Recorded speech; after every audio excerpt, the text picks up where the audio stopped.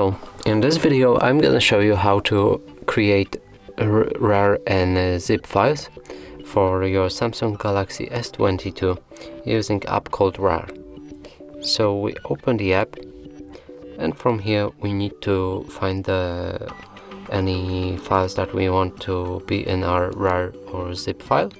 So I will just go to DCAM camera and select like 3 pictures right here.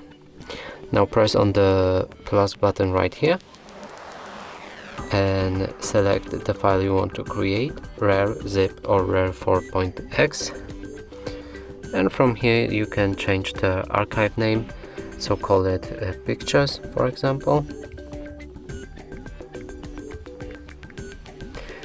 You can set password, so let's just type in 123, show password. OK. You can delete the files after archiving, create solid archive as well. So there's also advanced options.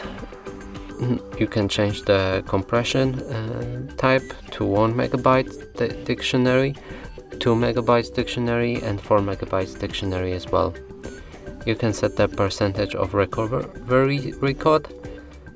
You can set the megabytes or bytes or kilobytes or gigabytes volume size, pause after each volume, and set the recovery volumes as well.